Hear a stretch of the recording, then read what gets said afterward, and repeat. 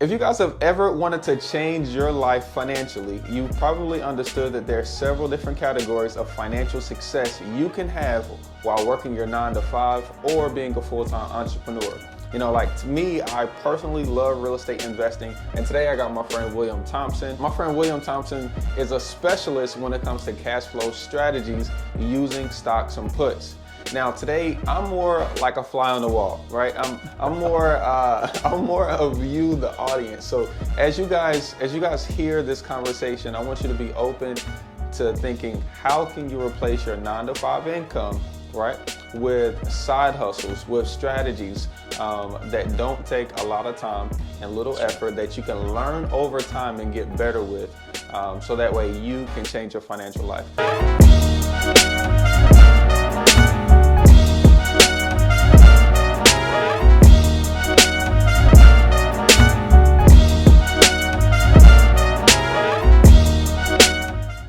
Now, Mr. Thompson, go ahead and introduce yourself, my brother. All right. First of all, I'm just plain old William Thompson. So yeah. Hey, William Thompson. I'm a retired CPA, man. Yeah. And like you said before, I'm a cash strategist. Yeah. And really what that boils down to is I educate and empower anyone on how to create innovative cash flow ideas based on what they have. And a lot of times what they have could be debt. Yeah. It could be credit.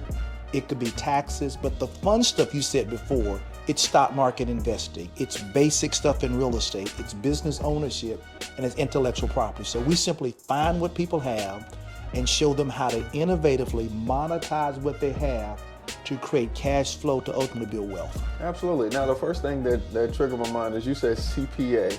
Now, for the retired now. Yeah, I know. Now, for I totally get it that you're retired from that. But when I hear the word CPA, my family never said that this is what a CPA does. Mm-hmm. You know, so really, you know, at the family reunion, when a family member comes up and they say they're a CPA, nobody knows what he does. Yeah. And I just want to hear from a broad perspective, like, what does a CPA actually do, and why is it beneficial for somebody trying to get to financial freedom? Okay. Well, CPA stands for Certified Public Accountant, which means they pass an exam and there's certain rigorous standards they have to maintain.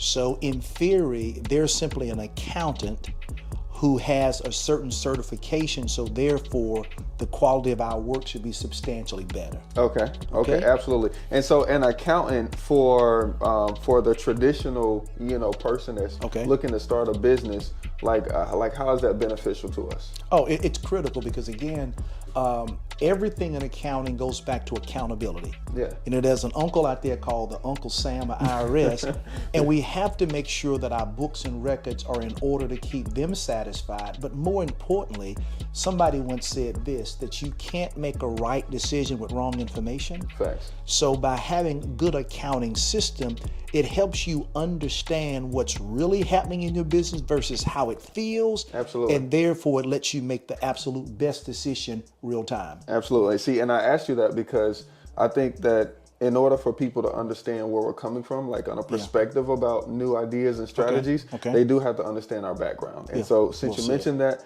you know, I think accounting is like, you gotta have it, you know, because what I've noticed on my tax side of things, my accountant said, hey, Sawan, I noticed that, you know, you don't have any direct deposits to your kids. Okay. You know, but you do have withdrawals for their school, you know, and so at that point they can advise me based off of that accountability and say, hey, you should just be paying your kids on a salary, this amount of money per year, you know, because it benefits you this way. That is great. And so I asked you that just so everybody can understand from that perspective. You're coming from an accounting perspective on this. Good deal. And of course, now you got me going down another rabbit hole that I love though, but that is so important. They've given you great advice in that you can actually hire your kids, make it legally tax deductible for you. And if you keep it below rough number $15,000 a year, it's tax free. We did that with my daughter, who is now 22 in college, her final year of Carolina. Yes, her final semester. Let's get it. And because we use that strategy, she has close to a 6-figure portfolio at 22. Nice. So awesome. I love what your tax people are doing, and I want to encourage you guys to do it also. You know, why is it important that me, as a real estate investor, you know, have diversified methods of income. Okay, great. Again, I'm not a big real estate investor. I do just enough to have diversify my portfolio, but I think sometimes the market in real estate is probably not the best. Yeah. So assuming that market was hot for a minute and now it's cold, if I've diversified into other markets like the stock market, that could be hot now. Or maybe I've diversified in business, online or offline, that may be profitable, or even my intellectual property. So literally, it's all about finding the particular market where the opportunities are. Because even in a bad real estate market, it could be a lot of properties on sale. Yeah. So what's bad to everybody else, with you being the expert, it could be good. So diversification allows you to take advantage of where the best opportunities are in the marketplace. Absolutely. Now, I definitely believe that whenever one market, or one strategy is kind of off, there's like another strategy. There's like a layup. No doubt about it, man. It's time to dunk. So I definitely believe in that. That's why I was telling you. I can see in the future. Stocks might be a good thing for me. Now, when it comes to stocks, is it just stocks, or is there like a layer of things inside of stocks that people can do? Well, I'm going to say it's a twofold thing. As you said before, I do something called selling puts. But, and we'll talk about that in a little bit. So between buying stocks or buying something that people know about as mutual funds or ETFs, I think it's an either or. I think you definitely want to be in what's called the equities market, because that moves America. So at times you want to do something with individual stocks, and sometimes you want to do things with a breadbasket of stocks called ETFs. I love the S&P 500, which is you and I were talking about. It's the 500 best stocks in America. I mean, the best stocks now. They aren't perfect, and not all of them are going to go up in value. Yeah. But historically speaking, and again, history's no guarantee of the future, that if they've done 10% over the last 50 years, in all types of market, COVID, the Great Recession, Black Friday, the big recession, it doesn't matter. They've averaged 10%. I tell individuals there, you want to be there at least getting started, and as you learn more, diversify into more strategic strategies of owning or potentially owning individual stocks. Okay, so the S&P is an ETF. It's an ETF, that's so right. So that simply just means it's multiple stocks inside of one. There you go. And the official name, and a lot of the old school people like me may be familiar with mutual funds, but they've modernized mutual funds, and now they're called exchange traded funds, where they are the breadbasket of stocks that us old people are used to, but they trade like a stock. Breadbasket, but trade like a stock, and it is powerful and awesome. Okay, I like it a lot. Now, one thing that I heard recently is that, because I've always thought that one benefit of real estate over stocks was that I can get paid monthly.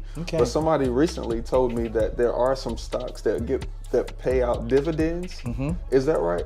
Is that the right term for it? Yeah, right. No, pay out dividends. Yeah, and that's really good. But I tell you, I'm like you're pretty aggressive because you're an expert in real estate. Yeah.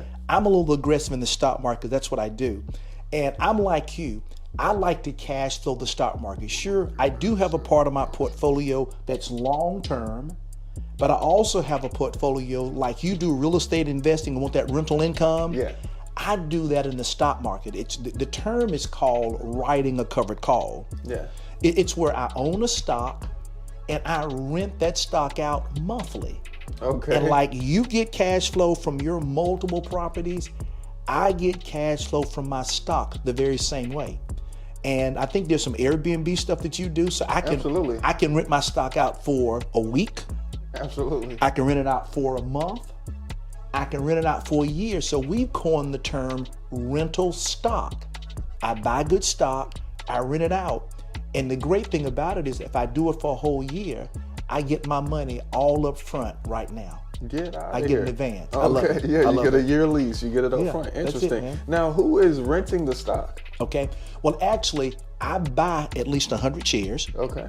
And let's say I'm throwing on Amazon example only. There's something called a market maker. And the simple term of a market maker is really the brokerage firms.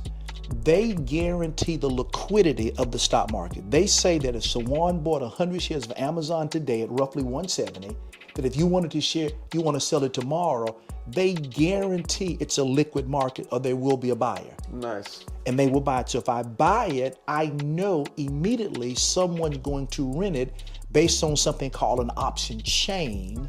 Okay. Which simply there I can go to the option chain and I can see what the pricing is based on that stock and length of time. So I know it's a guarantee that if I buy the stock, I can immediately rent it out and get my positive cash flow, as they say in Kentucky, right now. I love it. So I love it. So it sounds like we got different methods of making this money. We got diversified income inside of stocks. So if I wanted to make money, let's call it in the next 48 hours. Okay. How can I make money in the stock market in the next 48 hours? If you guys are enjoying this, you'll definitely enjoy the challenge that we're having September the 9th, where Mr. Thompson will be teaching how you can use stocks in order to replace your 9-to-5 income. So if you guys want to join, I'm going to leave a link below so that way you guys can hear directly from Mr. Thompson and have an intimate time on September the 9th through the 14th. See you guys then. Okay, well, a couple of ways, but I'm gonna stay with the rental stock. Okay. I would do my basic research, just like when you go out and buy a house, there's certain criteria that you're looking for, right? So I do that, 10 minutes would take me, boom, boom, boom, it's done. Again, I'm gonna use Amazon because Amazon is probably my go-to stock now that I know backwards and forwards. I grab Amazon. I get 100 shares. It's gonna cost me $17,000. The great thing, I could use some of my money and some of their money. But again, I got the $17,000. I then decide, do I want to rent it out for a week, a month, or 3 months? Generally, I'll do a 3-month lease. Yeah. So I go to the option chain. I simply sell someone the right to buy my stock from me. I got it at 170. I may sell them the right to buy it at maybe 180, arbitrary number. Yeah. And in turn, I would probably bring in about $2,000, and that money would be in my account now. So instead of my account having $17,000, I would then have $17,000. I would plus $2,000 or $19,000. Right. I could pull that $2,000 out and go out and buy me whatever I wanted to buy because it's my money. Nice. Absolutely. I love it. That's good. That's good. So let's say that I wanted to, because I heard a little OPM in there. I think that's what in real estate we call it OPM.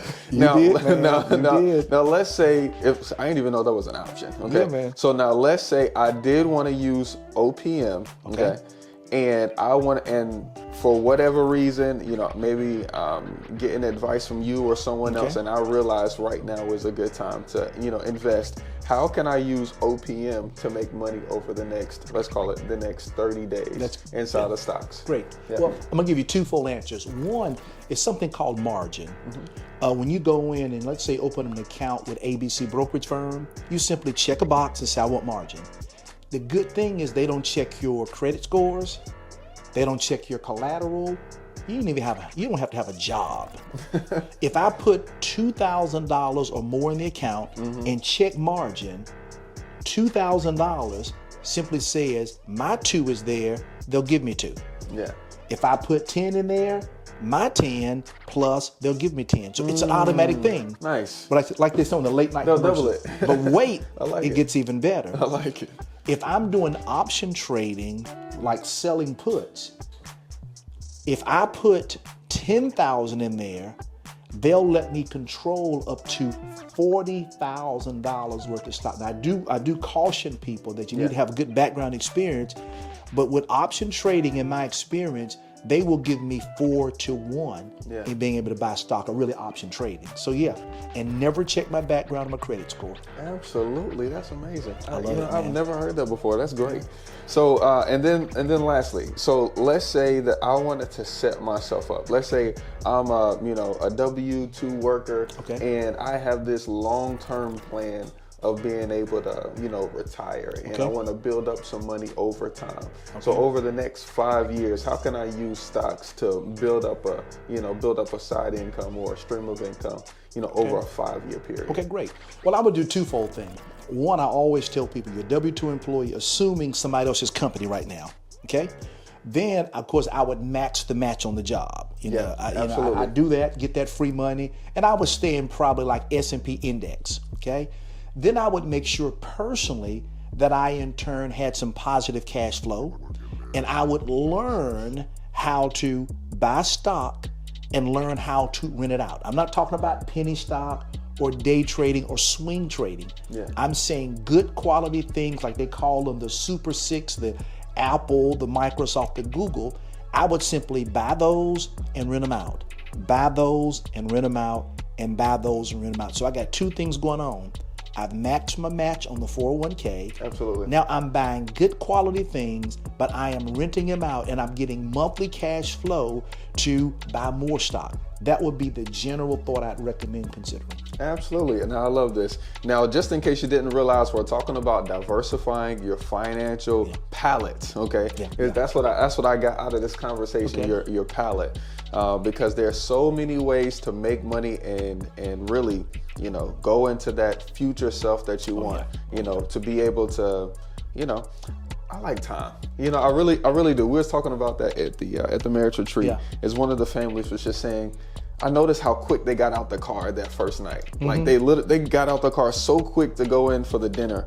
And, and my wife, she always takes a long time to get out the car, And so when we got inside, I was like, man, you guys got out the car quick. It's like, well, we just don't have any time. So we always just do what we got to do and we leave. Wow. And it made me realize that we take our time because we have, the freedom of time. That's it, man. Yeah. And so as you guys learn these kind of things, you guys make sure that you're practicing, making sure that you're using your faith and getting rid of that fear and getting rid of that doubt by taking action.